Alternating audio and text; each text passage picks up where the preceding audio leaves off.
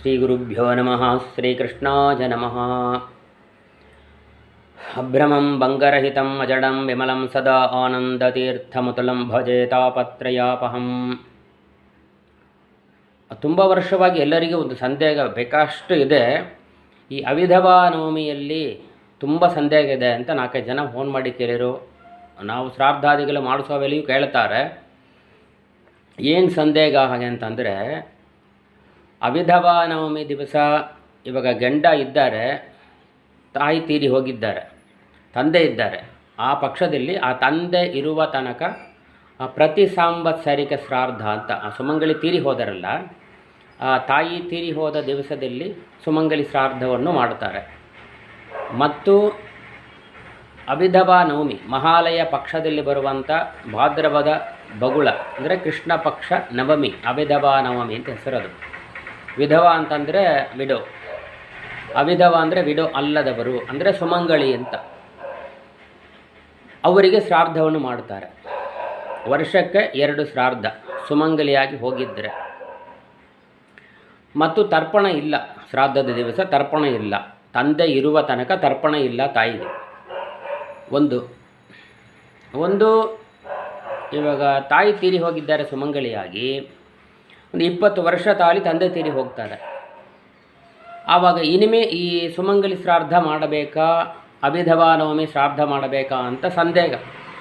ಸುಮಂಗಲಿ ಶ್ರಾದ್ದ ಅಂತ ಅಂಬೋದು ಬೇರೆ, ಅವಿಧವಾ ನವಮಿ ಅಂತ ಅಂಬೋದು ಬೇರೆ. ಎರಡು ಸುಮಂಗಲಿಯಲ್ಲಿ ಹೇಳೋ ವಿಷಯ ಏನು ಅಂತಂದರೆ, ಸುಮಂಗಲಿ ಶ್ರಾದ್ದ ಅಂತಂದರೆ ಈ ಪ್ರತಿ ಸಾಂವತ್ಸರಿಕ ಮಾಡುವ ಶ್ರಾದ್ದ ಸುಮಂಗಲಿ ಅಂತ ಮಾಡ್ತಾರೆ.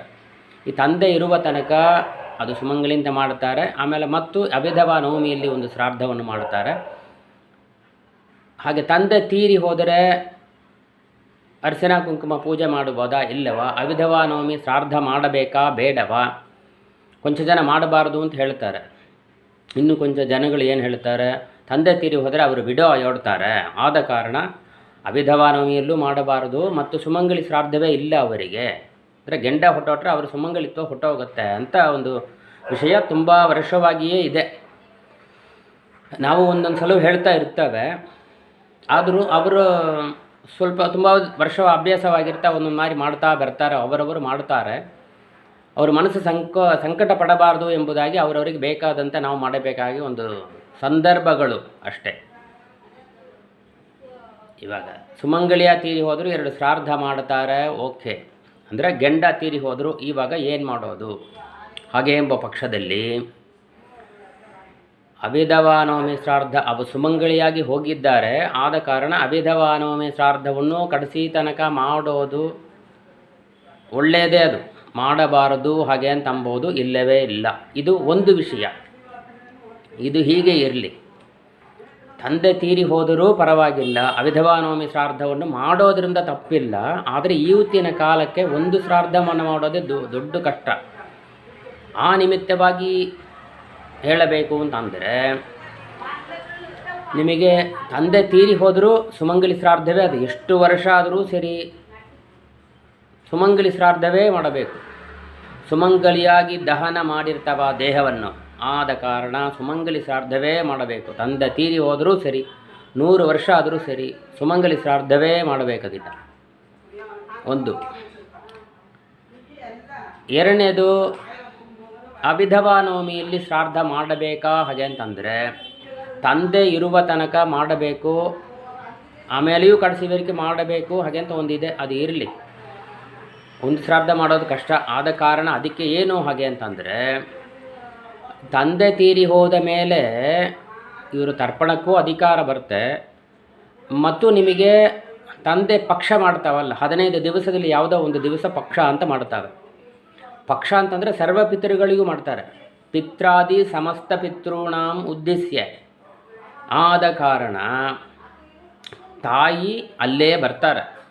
ಪಿತೃಗಳ ಶ್ರಾದ್ದ ಮಾಡೋ ದಿವಸವೇ, ಪಕ್ಷ ಮಾಡೋ ದಿವಸವೇ ಪಿತ್ರಾದಿ ಸಮಸ್ತ ಪಿತೃಣಾಂ ಅಂತ ಹೇಳಿದರೆ ಅಲ್ಲಿ ತಾಯಿ ಬಂದು ಬಿಡ್ತಾರೆ. ಆದ ಕಾರಣ ಅಲ್ಲೇ ಆ ಪೂಜೆಯನ್ನು ಮಾಡುವ ಕಾರಣ ಅವಿಧವಾ ನವಮಿ ಶ್ರಾದ್ದವನ್ನು ಸಪ್ರೇಟಾಗಿ ಒಂದು ದಿವಸ ನವಮಿ ದಿವಸ ಮಾಡಬೇಕು ಹಾಗೆ ಅಂತ ಇಲ್ಲ. ಯಾಕಂದರೆ ಅಲ್ಲೇ ಆದರೂ ಪೂಜೆ ಮಾಡ್ತಾವೆ. ತಂದೆ ಶ್ರಾದ್ದ ಬರೋ ವೇಳೆ ಇವ್ರದ್ದು ಅಲ್ಲೇ ಬಂದುಬಿಡುತ್ತೆ ಪಕ್ಷದಲ್ಲಿ.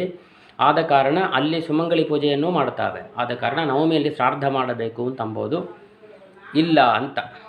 ಅಂದರೆ ಇದೆಲ್ಲ ಮಾಡ್ತಾರೆ, ಅಕಸ್ಮಾತ್ ನಮಗೆ ಮಾಡಬೇಕು ಅಂತದರಿ ಅಂತಂದರೆ ಸುಮಂಗಲಿ ಶ್ರಾದ್ದ ಅವಿಧವಾ ನವಮಿಯಲ್ಲಿ ಮಾಡೋದ್ರಿಂದ ಏನು ತಪ್ಪು ಇಲ್ಲ.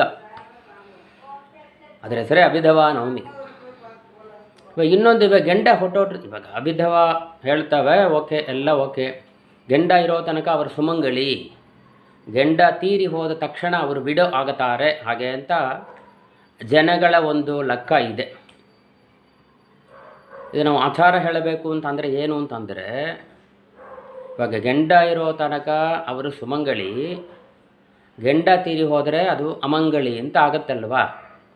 ಇದು ಎಲ್ಲರಿಗೂ ಈಸಿಯ, ತುಂಬ ಎಲ್ಲರಿಗೂ ಬೇಸಿಕ್ ತಲೆದ ವಿಷಯ. ಯಾಕೆ ಸುಮಂಗಲಿ ಶ್ರಾದ್ದ ಮಾಡಿಕೊಡೋದು ಹಾಗೆ ಅಂತೆಲ್ಲ ಇಲ್ಲ. ಸುಮಂಗಲಿಯಾಗಿ ಹೋದರೆ ಎಷ್ಟು ವರ್ಷ ಆದರೂ ಸುಮಂಗಲಿ ಶ್ರಾದ್ದವೇ ಮಾಡಬೇಕು, ಬಿಡೋ ಆಗೋದೇ ಇಲ್ಲ. ಅವರು ಎಷ್ಟು ಗಂಡ ತೀರಿ ಹೋದರೆ ಕೂಡ ಎಷ್ಟು ವರ್ಷ ಆದರೂ ಅವರು ಬಿಡೋ ಆಗೋದಿಲ್ಲ, ಸುಮಂಗಲಿ ಶ್ರಾದ್ದವೇ ಮಾಡಬೇಕು, ಎಷ್ಟು ವರ್ಷ ಆದರೂ ಸರಿ. ಆ ಕರ್ತೃ ಇರುವ ತನಕ ಅವರ ಶ್ರಾದ್ದ ಸುಮಂಗಲಿಯೇ ಮಾಡಬೇಕು. ಅಂದರೆ ಯಾರ ಹೆಸರಲ್ಲಿ ಮಾಡಿರೋ ಆ ಹೆಸರಿಗೆ ಬರುವಂಥ ವೇಳೆ ಆ ಹೆಸರು ಗೋತ್ರ ಹೇಳಿ ಪಿಂಡ ಇಡೋಲ್ಲ, ಅವರಿಗೆ ಸುಮಂಗಲಿ ಹಾಗೆಂತಲೇ ಮಾಡಬೇಕು.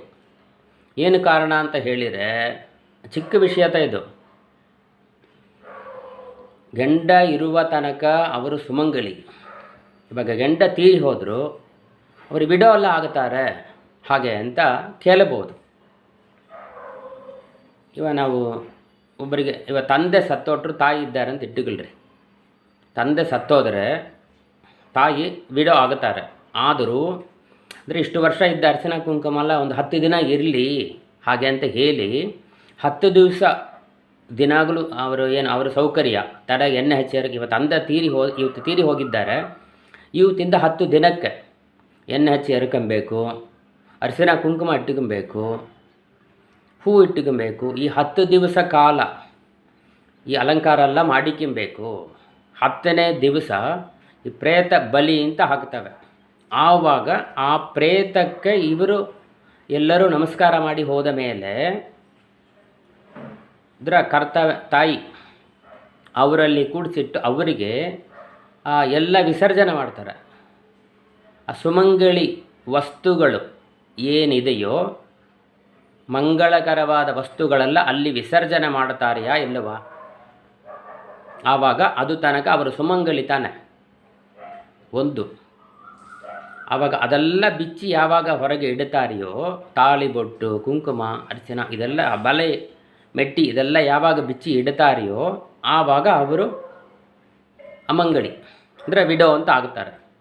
ಹಾಗಿರೋ ಪಕ್ಷದಲ್ಲಿ ಇವಾಗ ಸುಮಂಗಲಿಯಾಗಿ ಇದ್ದು ತೀರಿ ಹೋಗಿ ಆ ದೇಹನ ಸುಮಂಗಲಿತ್ವ ಅವರಿಗೆ ಎಣ್ಣೆ ಹಚ್ಚಿ ಸುಮಂಗಲಿ ಒಬ್ಬರು ತೀರಿ ಹೋದರೆ ಅವರಿಗೆ ಎಣ್ಣೆ ಹಚ್ಚಿ ಎರೆದು ಅರಿಶಿನ ಕುಂಕುಮ ಅಲಂಕಾರವನ್ನು ಮಾಡಿ ತಲೆ ತುಂಬ ಹೂ ಇಟ್ಟು ಆ ವಾಯನ ದಾನವನ್ನು ಅವರ ಬ್ಲೌಸ್ ಬಿಟ್ಲಿ ಕಟ್ಟಿ ಅವರ ಮೈಯಲ್ಲಿ ಇಡ್ತಾವೆ.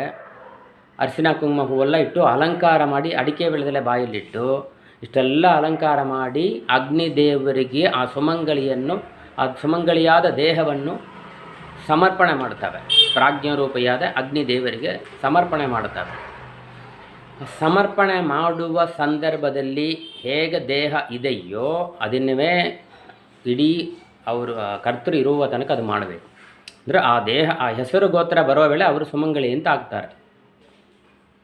ಇವಾಗ ವಿಡೋ ಶ್ರಾದ್ದ ಹೇಗೆ ಆಗುತ್ತೆ ಅಂತಂದರೆ ಈ 10ನೇ ದಿವಸ ಬಲಿ ಹಾಕಿ ಬಲೆಯೆಲ್ಲ ಬಿಚ್ಚಿಟ್ಟು ಆ ಮಂಗಳಕರವಾದ ವಸ್ತುವಿನೆಲ್ಲ ತೆಗೆದು ಇಟ್ಟುಬಿಡ್ತಾರೆ, ಸಮರ್ಪಣೆ ಮಾಡ್ತಾರೆ. ಅವ್ರದ್ದೇ ಗಂಡನಿಗೋಸ್ಕರ ಆ ಪ್ರೇತಕ್ಕೆ ಸಮರ್ಪಣೆ ಮಾಡ್ತಾರೆ. 11ನೇ ದಿನದಿಂದ ಅವರು ಅಮಂಗಲಿ ಆಗುತ್ತಾರೆ. 10ನೇ ದಿನ ಈ ಬಲೆಲ್ಲ ಬಿಚ್ಚಿ ಇಟ್ಟ ಮೇಲೆ ಅವರು ವಿಡೋ ಆಗುತ್ತಾರೆಯಾ ಇಲ್ಲವಾ? ಆಮೇಲೆ ತಾನೇ ವಿಡೋ ಅಂತ ಆಗುತ್ತಾರೆ. ಆವಾಗ ಈ ವಿಡೋ ಅಂತ ಆದ ಮೇಲೆ ನೀವು ಈ ದೇಹವನ್ನು ಅಗ್ನಿದೇವರಿಗೆ ಸಮರ್ಪಣೆ ಮಾಡಿದರೆ ಆ ಕೇಸ ಖಂಡನೆಲ್ಲ ಮಾಡಬೇಕು ಅಂತ ಹೇಳ್ತಾರೆ. ಅದೆಲ್ಲ ಇರಲಿ, ಇದೆಲ್ಲ ಮಾಡಿದ ಪಕ್ಷದಲ್ಲಿ ಮಾತ್ರವೇ ಅವರು ವಿಡೋ ಆಗುತ್ತಾರೆ. ಆವಾಗ ಸುಮಂಗಲಿಯಾಗಿ ತೀರಿ ಹೋದವರು ಬಲೆ ಬಿಚ್ಚೋದಿಲ್ಲ, ಕುಂಕುಮ ಇರುತ್ತೆ, ಅರಿಶಿನ ಇರುತ್ತೆ, ಇಷ್ಟ ಅಲಂಕಾರವನ್ನು ಮಾಡಿ ಅಗ್ನಿಗೆ ಸಮರ್ಪಣೆ ಮಾಡಿದ ಮೇಲೆ ಅವರು ಯಾವತ್ತೂ ವಿಡೋ ಆಗೋದಿಲ್ಲ. ಇವಾಗ ಇದೆಲ್ಲ ಬಿಚ್ಚಿ ಇಟ್ಟು ಆಮೇಲೆ ಒಂದು ವರ್ಷ ತಾಳಿ ಸತ್ತರು ಹಾಗೆ ಅಂತಂಬ ಪಕ್ಷದಲ್ಲಿ ಸತ್ತವರು ವಿಡೋವಾಗಿ ಸತ್ತಿದ್ದಾರೆ, ವಿಡೋವಾಗಿ ಆ ದೇಹವನ್ನು ದೇವರಿಗೆ ಸಮರ್ಪಣೆ ಮಾಡಿದ್ದಾವೆ. ಆದ ಕಾರಣ ಅವರು ಸುಮಂಗಲಿ ಇಲ್ಲ ಹೀಗೆ ಅಂತ ಇದೊಂದು ವಿಷಯ. ಏನಾರ ಸಂದೇಹ ಇತ್ತು ಅಂತಂದರೆ ಕೂಡ ನೀವು ಈ ನಂಬರಿಗೆ ಕಾಂಟ್ಯಾಕ್ಟ್ ಮಾಡಿ ನಮಗೆ ತಿಳಿದನ್ನು ನಾವು ಹೇಳುತ್ತೇವೆ. ಕಮೆಂಟ್ ಮಾಡಿ, ಶೇರ್ ಮಾಡಿ, ಎಲ್ಲರಿಗೂ ಇದನ್ನು ತಿಳಿಸಿರಿ. ನಮಗೆ ಆದಷ್ಟು ನಿಮಗೆ ಏನಾರು ಕಮೆಂಟ್ ಮಾಡಿರ್ತಾನೆ ಇನ್ನೊಂದು ವಿಡಿಯೋ ಹಾಕಾರ ನಮಗೆ ಒಂದು ಉತ್ಸಾಹ ಬರೋದು. ಆದ ಕಾರಣ ಕಮೆಂಟ್ ಮಾಡಿ, ಶೇರ್ ಮಾಡಿ, ನಿಮ್ಮ ಜನಗಳಿಗೆಲ್ಲ ಇದನ್ನು ಕೊಟ್ಟು ಕಳಿಸಿರಿ. ಏನಾರ ಸಂದೇಹ ಇದ್ದರೂ ಈ ನಂಬರಿಗೆ ಕೂಗಿ ಕೇಳಬಹುದು, ಇಲ್ಲ ನೀವು ಕಮೆಂಟ್ ಅದನ್ನು ಹಾಕಿರಿ, ಶೇರ್ ಮಾಡಿ. ಶ್ರೀಕೃಷ್ಣಾಯ ನಮಃ.